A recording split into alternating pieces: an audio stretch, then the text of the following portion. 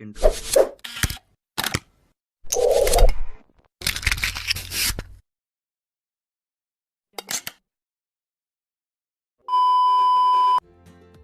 Okay guys, so let's proceed with the next problem. So as shown here in the figure, we have a rigid bar ABC shown and it is hinged at point A.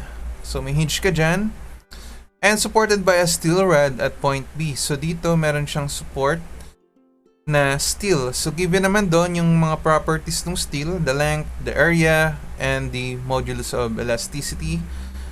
So, determine the largest load P that can be applied at C. So, ano daw yung load dito? The maximum load if the stress in the steel rod is limited to 30 KSI and the vertical movement of end C must not exceed 0.1 inches. So, from here guys, meron tayong dalawang boundaries na kailangan nating i-check para malaman natin kung which value of P is the maximum allowable. Okay, so unahin natin i-determine yung una. So una, meron ka daw dito na stress. So yung stress do sa steel rod mo is limited to 30 KSI. So from this figure, dagdagan natin yung given niya. So yung stress ng steel mo daw is equals to 30 KSI. And the vertical movement of NC must not exceed 0.1 inches. So, ibig sabihin guys, upon the application of this load P, magkaaroon ka kasi ng deformation at this steel rod. So, ang sabi dyan, yung vertical movement at C must not exceed 0.1 inches. Okay guys, pakita natin sa figure. So, again, gaya nga ng payo ko sa inyo, if you're going to draw the deformation of a diagram, especially at this type of problems, mas maganda kung i-exage yung drawing. So, for this problem, medyo exage natin, parang kita-kita siya. So yung rod mo upon the application of the load P, bababa siya ng pagganito. So this will be your final position ng iyong rod ABC upon the application of this load P. So yung load P mo, ayan. So ayan si P. And then ang sabi, ang vertical movement nito is limited lang to 0.1 inches. Okay guys. So ibig sabihin, yung steel rod mo nagkaroon ka rin dito ng elongation. Nag-elongate din yung steel rod. So ito, pangalanan na lang natin as delta of the steel. So ito, lagyan rin natin ng steel na. Okay, so ayan yung magiging itsura ng iyong rod ABC. So isolve na natin, okay? So sabi doon sa point A, meron kang hinge. But again, ano nga yung hinge natin? Meron kang horizontal and vertical. Pero hindi naman natin kailanganin. Ipakita na lang natin na meron siyang reaction dyan. Okay? So ang gagawin ko, I will take summation ng moment doon sa ating point A. Para ma-relate natin yung value ng P of steel. So dito kasi, if you're going to draw the free body diagram, di ba ang rod natin, meron ka lagi na rod or cable, especially in this type of problem, meron ka ditong magkaaroon ka dito ng force. Ulitin ko lang. So magkaaroon ka dito ng force. Ayan. So this will be our P of the steel. So ang goal natin dito, when we take moment at A, i-relate natin yung value ng P steel in terms of P. Kasi nga ang hinahanap natin or the unknown is this value. Yung iyong largest allowable value for P. Okay, so I will take summation ng moment at point A. So ano yung magiging equation natin? So let's just say na pag ganito yung positive, assuming that all counterclockwise moment as positive, I will take summation ng moment at point A. So what will be the equation? So we have here P steel, then multiply by the distance of 2 feet. And then that is equal, so minus siya, transpose ko sa kabila to make it in positive, so that is P. And then multiply by what? So ano yung distance niya away from A? So that is 2, so plus 3, that will be 5. Or, yung P steel mo will be equals to 2.5 of P. So I will say as this is my equation number 1. So again, meron tayong dalawang condition na kailangang i-check. So first will be for the steel, dun sa ating stress in the steel rod, which is only allowed at 30 KSI. So inahin natin yung condition for the allowable stress. Okay? So anong gagawin natin? So say that the allowable stress is equals to 30 KSI. So gagamitin natin yung first equation. Itong equation number 1. We all know that stress, ano nga yung formula natin for stress? That is equals to P over A. So when you solve for P, the equation will be what? So that is just equals to stress times area. So kunin natin tong equation number 1 na to. So palitan natin ito. So that will be stress ni steel. So considering 1 ha. Considering equation 1. So that will be stress ni steel multiply by area. So given naman dito 0.5 inches squared. Okay? So equals to 2.5 of P. Ayan. Pinalitan lang natin itong part ng P na steel, di ba? Ito yung from the original equation, that is P steel. So when we solve for the value of P, considering the allowable stress in steel, so the value of P is equals to what? So knowing that stress in steel is 30 KSI, so that is 30 KSI. So kips per square inches multiply by 0.5 na inches squared. Okay? So over 2.5. So what will be the answer for this? So check natin sa ALQ.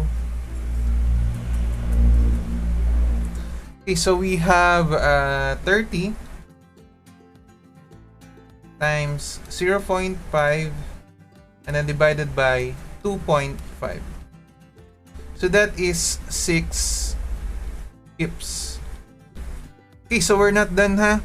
So after checking this stress for steel, we will now check based on the allowable movement at C. So sabi nga 0.1 inches.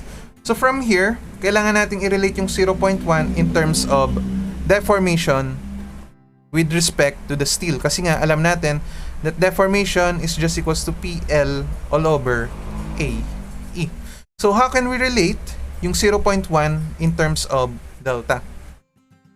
Tama. So by using ratio or proportion or by similar triangle. So by R and P, ito yung tawag ko before para hindi na lang mahaba ang sulat, by R and P or ratio and proportion. So we have deformation of the steel over 2.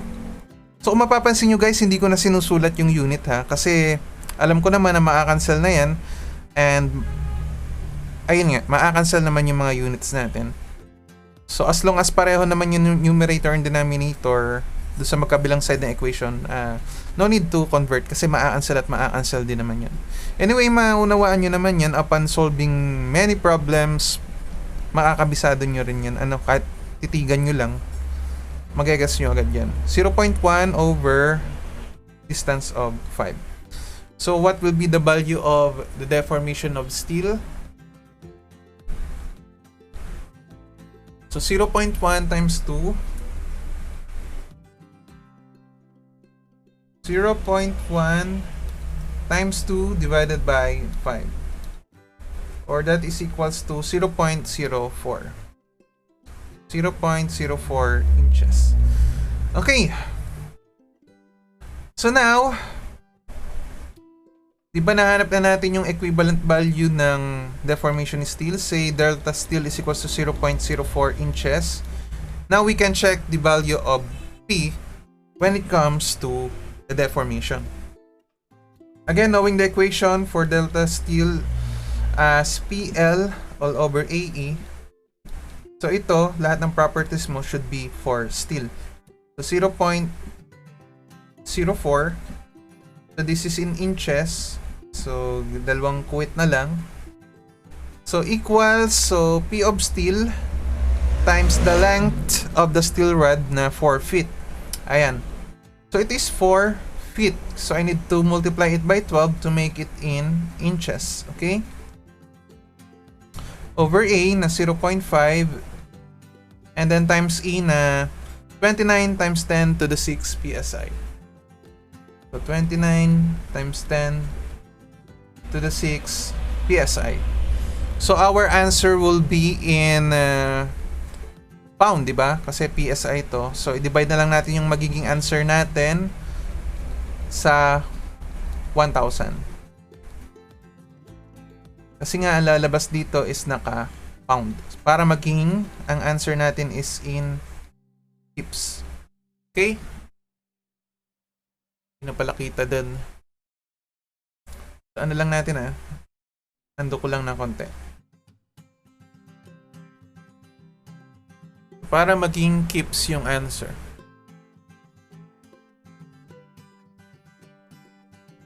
Pindutin lang natin.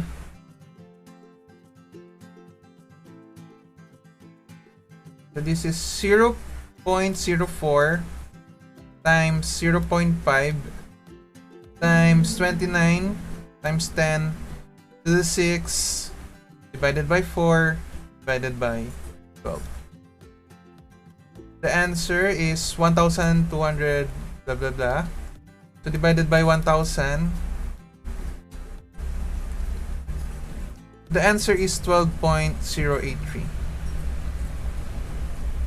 So 12.083 kips.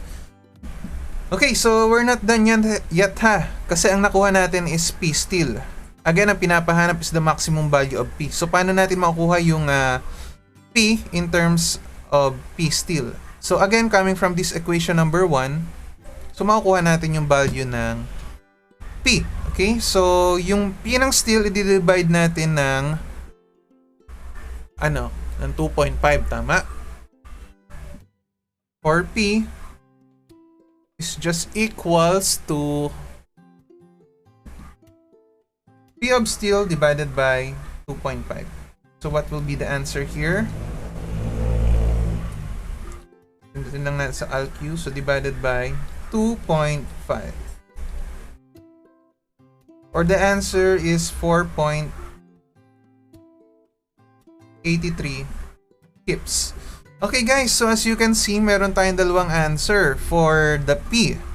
So first, we have 6 kips in terms dun sa ating allowable stress.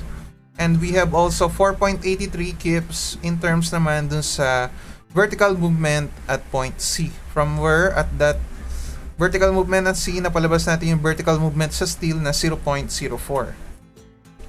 So again, ano nga yung tinulong ko sa inyo before? When it comes to the force and you have different answers and ang pinapahanap is the maximum safe load P.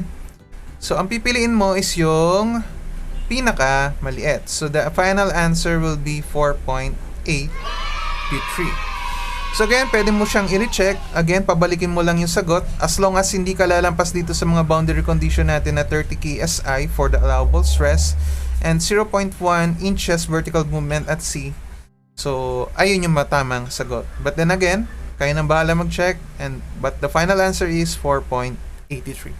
Okay guys, so let's proceed with the next problem. Okay guys, so let's proceed with the next problem. Compute the total elongation caused by an axial load of 100 kN applied to a flat bar 20 mm thick, tapering from a width of 120 mm to 40 mm in a length of 10 meters. Assume E, which is equals to 200 gigapascal. Okay guys, so ito yung example nung non-uniform area kung saan gagamit tayo ng integral. Okay, so before that, let's draw first the figure. So ganito lang yung gustong mangyari dun sa problem na to. So again, sinabi dyan that yung flat bar mo has a width which tapers from 120 mm to 40 mm. So ang dapat niya doon sa magkabilang dulo is ganito ang magiging itsura niya. Okay?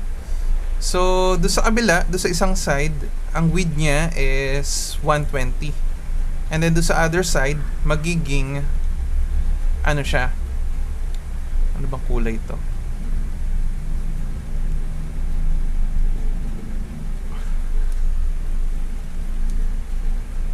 So, ang width niya doon sa isang side is 120. Ayan. So, ito 120 and dito sa kabila, this is equivalent to 40. Okay, so meron ka daw load na applied na 100 kilo Newton. So, mamaya ko lagyan ng mga arrowhead at distance sa yung mga value. And then, yung kanyang haba is, the length of the flat bar is 10 meter.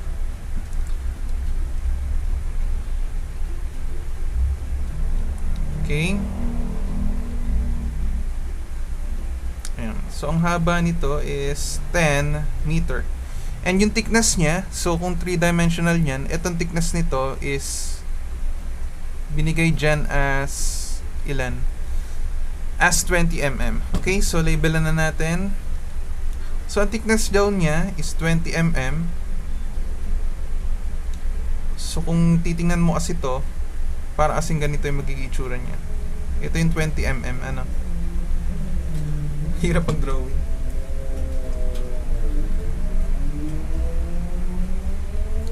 So, kung iti-3D mo siya. Ayan. Sana all magaling mag-drawing. Hirap talaga gamitin ito.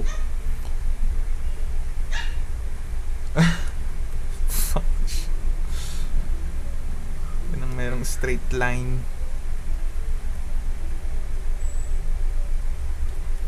Ayan. So, lagyan natin ng shadow. Ayun. So, I hope na i-imagine na yung ano, no, kung alin yung 20 mm at yung magiging itsura ng ating rod. Okay, so ang sabi nga, ang apply dito is, ano nga yung load natin na applied? So, the applied load is 100 kilonewton. Sa kabila, meron ka rin na 100 kilonewton.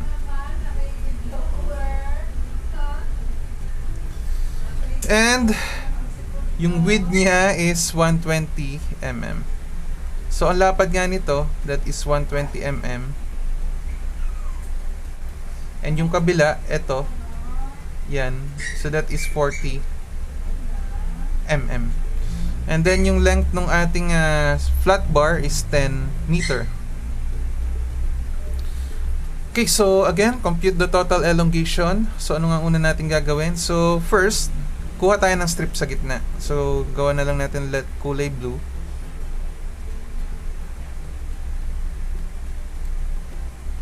Ayan yung strip natin. Again, yung kanyang width is dx, denoted by dx. And yung height niya will be denoted as distance y. And coming from this end, hanggang doon sa distance ng ating strip, so that will be our distance x. Okay, so our goal here again is i-relate natin yung value ng y in terms of x. Okay guys, kung i-project nyo siya, ito kasi, may mabubuo tayo dito ng triangle. So dilaw naman.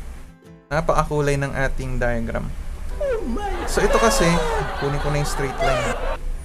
Ayan. So ayan, mapapansin nyo, meron kasi tayo dyan triangle na mabubuo. Ayan. Ano, so again, i-isolate lang natin. So, alamin natin yung mga dimension. Di pala masyado kita. So, transfer ko na lang ulit sa item. So, yung triangle shape na yan, ganito magiging itsura niya. Okay? So, ito yung strip natin. Ayan.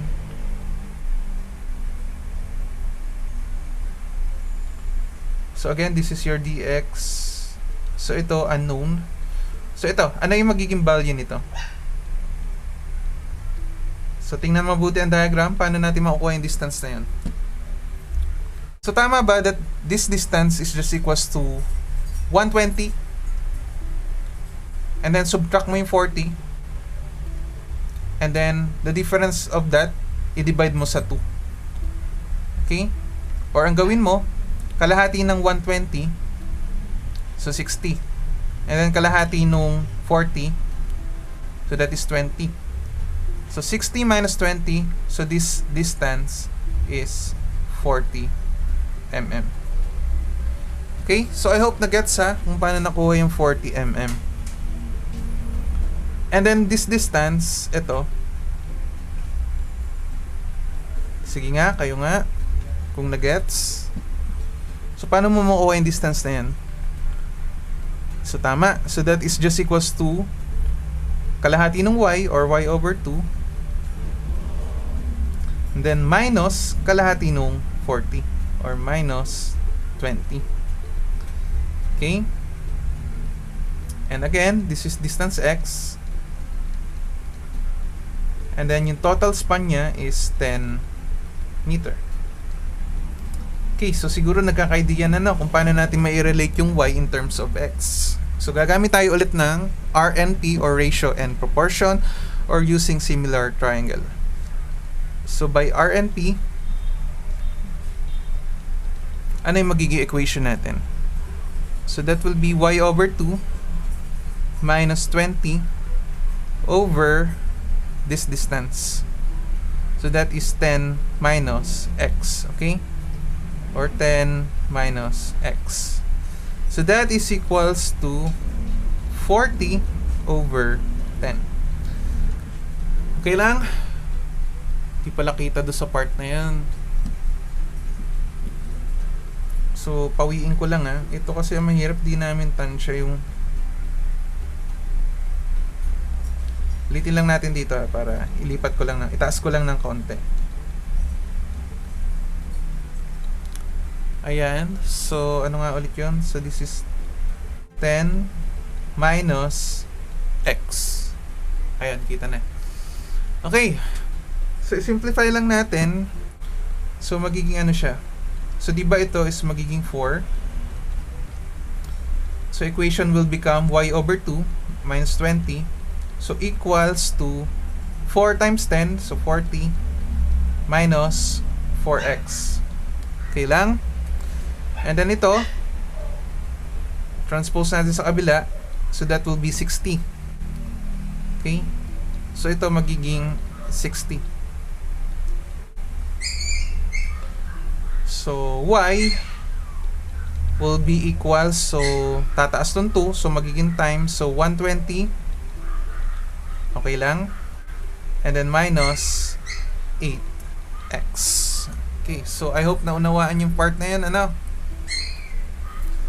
Okay, so, again, anong sunod natin gagawin? So, ano nga yung equation natin para sa type ng problem na to? So, diba, yung ating deformation, ang ginawa, i-factor out lang yung P, yung mga common, over E is multiplied by the integral of the limits from 0 up to the distance 10 meter. Okay? So, ano nga yung nandito sa ibabaw ulit? So, dx over yung area nung strip. So that is y. So yung area ng strip natin is equivalent lang saan? Dx over a, di ba?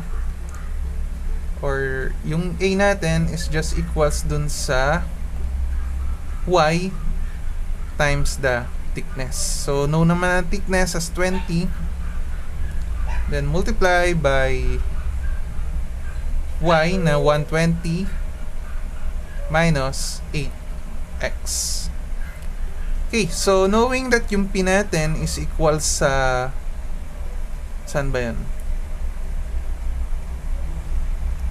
Saan yung P?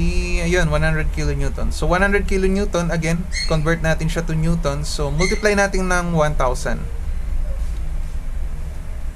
1 kilonewton over the modulus of elasticity na 200 gigapascal. Again, gagawin nating megapascal para maging newton per mm squared. So, newton per mm squared. Okay, so what the integral of 0 up to the distance na 10. Okay guys, so ang gagawin ko, ito gagawin ko muna in terms of meter. Kasi kapag ginawa nyo na ito kinonvert nyo to mm, iba yung nalabas na sagot. So kung maalala nyo yung topic nyo sa integral, di ba meron kayo doon na yung limit sa taas pinapalitan nyo ng 99999 or yung limit sa baba pinapalitan nyo ng 0.00001 para mapalabas yung tamang sagot. So parang ganito lang din yung concept nun, ano? Okay, so after natin makuha yung sagot, doon pa lang natin i-multiply ng 1000 para makuha natin yung answer natin in terms of mm. So later maunawaan nyo kung anong ibig ko sabihin. So dx all over 20 times 120 minus 8x.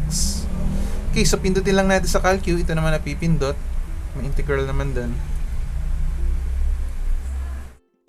Okay guys, so kinuha ko yung isang calcu ko kasi yung na-download ko pala dito is yung lumang version ng ating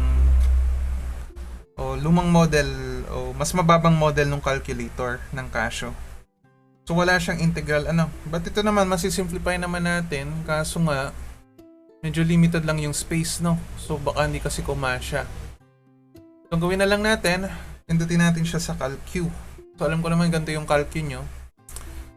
So ano ba lalabas na sagot doon? So napindot ko is 3.433 times 10 to the negative 3. Ulat lang natin. So this is 3.433. Gawin na lang natin 2 times 10 to the negative 3. Kaso nga ito is naka-meter. So again, i-multiply natin siya ng 1000 or the answer can be written also as the delta of times 1000 or the answer is 3.4332 mm.